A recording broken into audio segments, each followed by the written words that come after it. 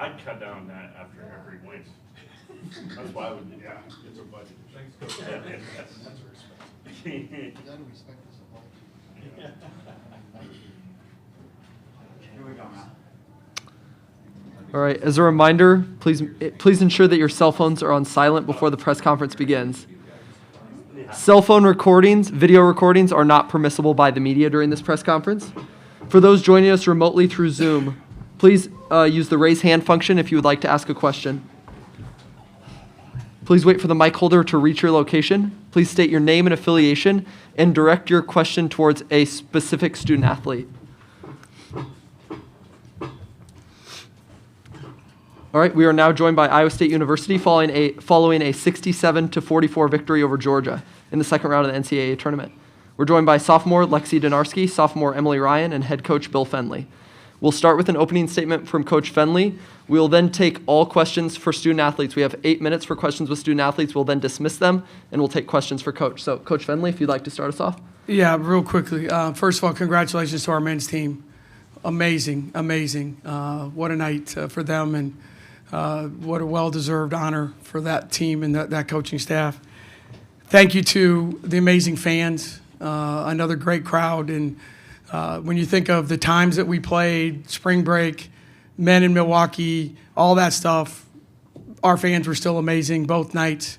Thank you to the amazing people at Hilton, all the workers who work so hard all year long, but especially when you host the first 4 game, you know, they're here a lot.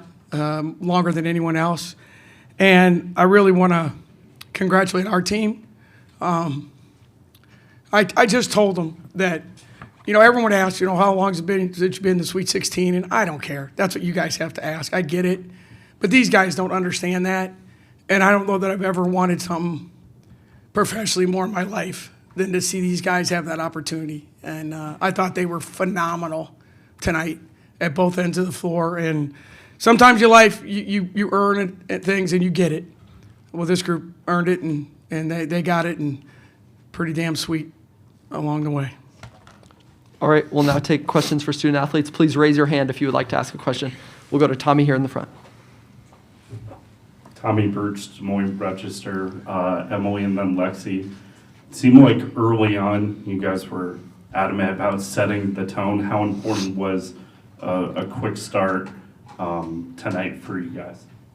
Yeah, it was huge to get going early because we had a slow start the other night. So being able to come out strong tonight was huge for us. Don't let them get any momentum. And I thought we did a good job of not letting them go on any big runs tonight, and I thought that was huge for us for sure.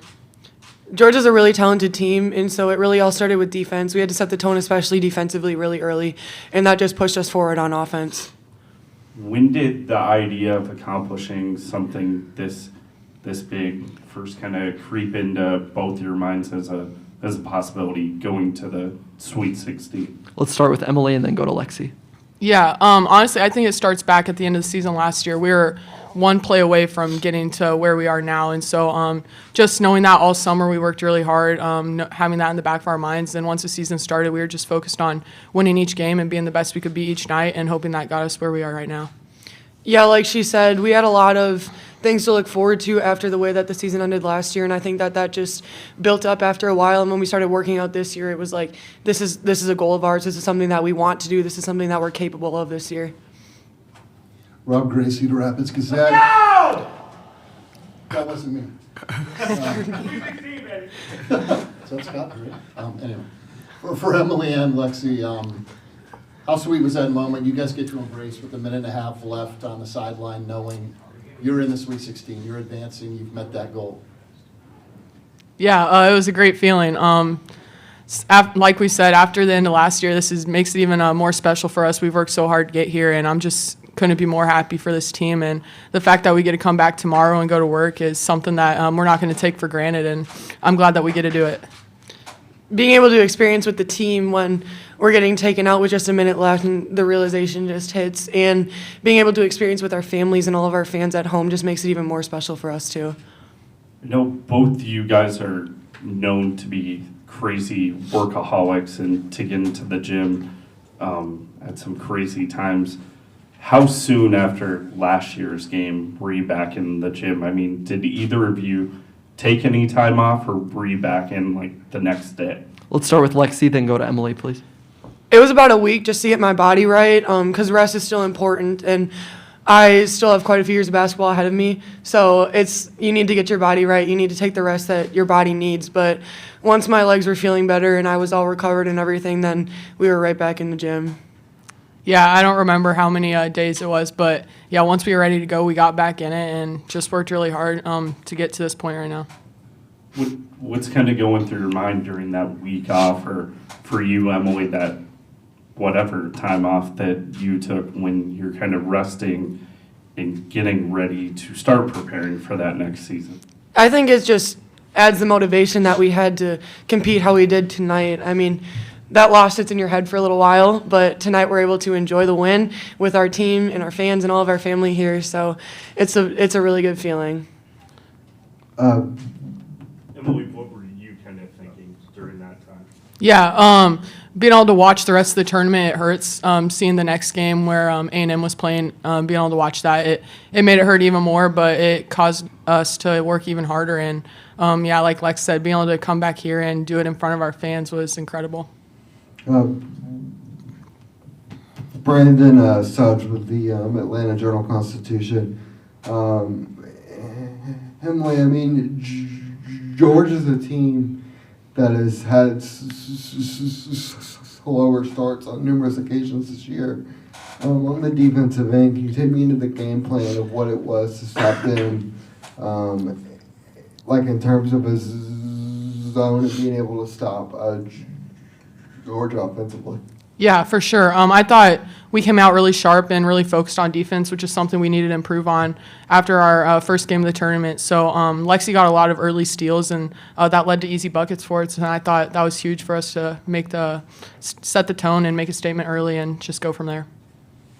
Connor Ferguson, Cyclone fanatic, for both you guys. What was it like early on in that game? You get the 9-0 lead. Georgia calls a timeout, and they show the men's team playing, and the fans kind of cheering along with them. Did that, I guess, distract you guys at all, or did it bring that much more energy into the building with each timeout that game got closer to the result? Let's start with Emily. Yeah, I think it definitely brought a little level extra of energy to Hilton and got a little buzz going, and it made it a lot of fun. Every once in a while, just peeking up and seeing what the score was. But yeah, really, really happy for them. They've worked extremely hard to get there, and it's fun that we're both dancing still, so we're excited.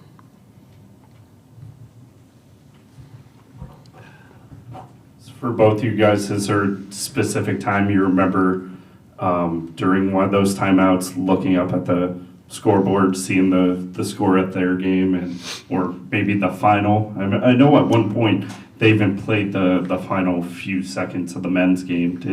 Did you catch that part? Let's go to Lexi, then Emily. Honestly, I did not. We got a lot to focus on. This is a big game, and when we're in a huddle, we're all focused on what's going on and what play we're going to run next and what defense we're in, and there's just a lot of things that we're all focused on. So I didn't really get to enjoy knowing that the men's team won, but after the fact, I'm really happy for them and excited that we both get to be in the Sweet 16. Yeah, like Lex said, we weren't able to really look up too much, but when you heard the crowd going crazy in the middle of a timeout, there was really no other option other than our guys are doing pretty well. So knowing that in the back of my mind is just special for them. But yeah, we were really focused, so I didn't get to watch it too much. Do we have any more in-person questions for the student athletes? Okay, let's quickly move to remote. If you have a question, please use the raise hand function. It looks like that's all we have for you, so congratulations and thanks for your time. Thank you, guys. We'll now take questions for Coach Fennelly. Sorry. Okay. Thanks, Coach. Go ahead. Tommy Birch, Des Moines, Rochester. Bill, it seemed like there were some really high expectations for this team coming into the season. When did you, I guess, realistically start thinking this is a team that maybe had a possibility to go with the Sweet 16? Yeah, I don't know about the whole Sweet 16 thing, but I knew kind of really when we got out of Florida that our team could be decent. And not because we won 3 games, but because of the way we connected. And I've said this to you all many times. Everyone was so excited, to get out of the whole COVID year. But at the same time, now we are together. And sometimes that's not a good thing. And I thought that weekend, all right, we can compete with people. And I didn't know I didn't know tonight would happen, but I knew we would be a good team because we had really good kids that connected in a way that good teams connect. And I think when we got home from Florida, I felt like we got something we can work with. Throughout this season, you've always put up signs, used some different techniques to kind of motivate this team for every game. What was the unique motivating thing that you used for this game to, I guess, pump them up, encourage them, whatever? To be quite honest with you, we completely stayed away from that. When we played Missouri State a few years ago, I had emails and text messages from former players, and that was not a good idea. All I did tonight was I said to them before the game, "You've earned the right to be here. You're a very, very special team. This is your last chance at Hilton. Enjoy every second of it, and let's just go play." And it was it. I mean, we were very lucid shoot around.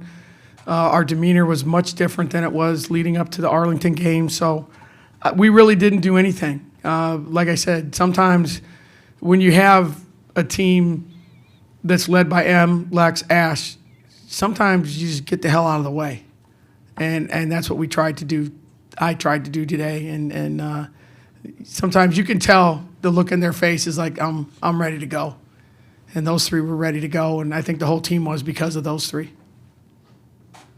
Bill, if I told you coming into this game that I think you outscored them 19-7 points off turnovers, unless that changed, and controlled the glass, including the offensive glass, pretty much the entire game, would you have thought, wow, that's probably, you're going to feel that you're going to end up in a pretty good spot?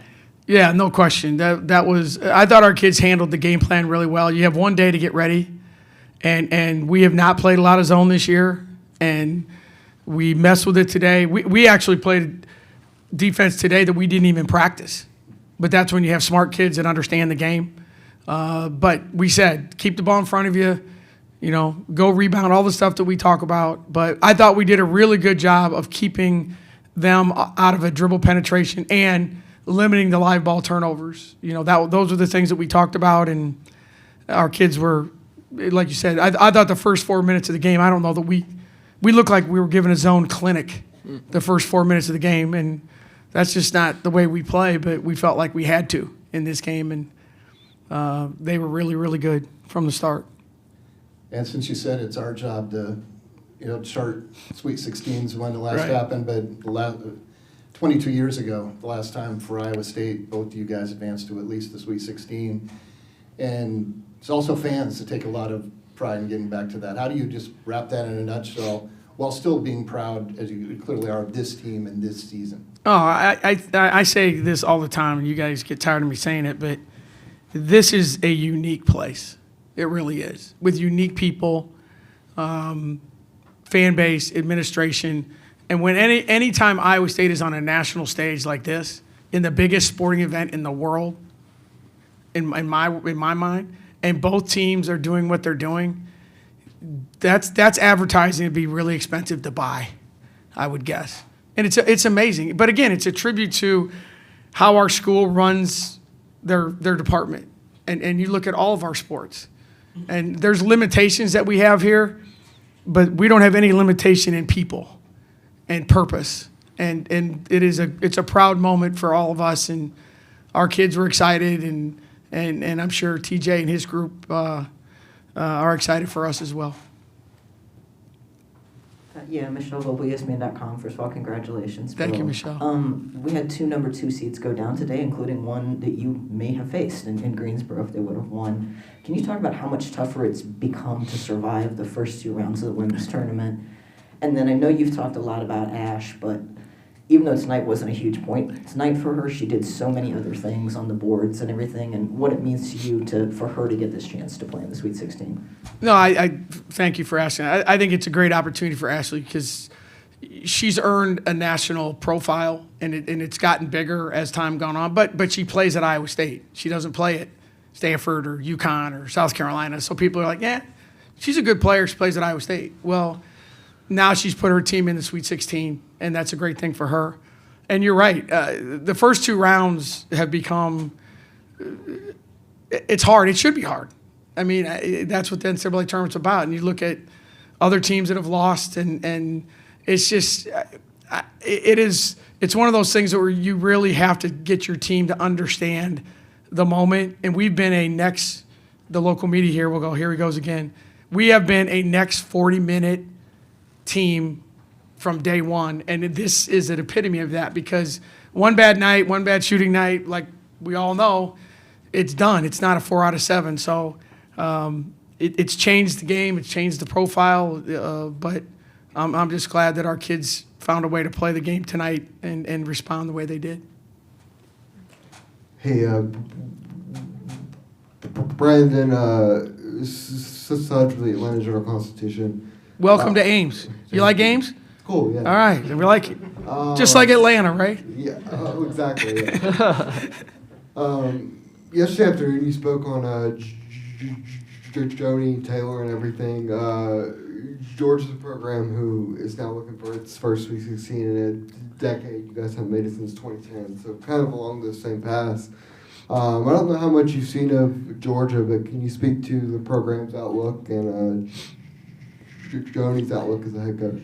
I think Joni Taylor is one of the most outstanding, young, talented, articulate head coaches in the country. And I'm not just saying that. I said that the other day. I'm on a committee with her, and to listen to her speak about the game and what we need to do is amazing. Georgia's very lucky to have her. She loves Georgia. She's built a program there that has sustained the test of time. And when you follow a Hall of Fame coach, man, that's got to be miserable. And look at what she's done. So we're very honored to play the way we played tonight. But what Coach Taylor's doing at Georgia is they're not going away. That's for sure. All right, we'll now move to remote. If you have a question for Coach Fennelly, please use the raise hand function. Coach, congratulations, and thanks for joining us. Thank you, everyone. Appreciate your time. And seriously, I appreciate all the coverage and all the time this weekend. It meant a lot to our kids. Thank you.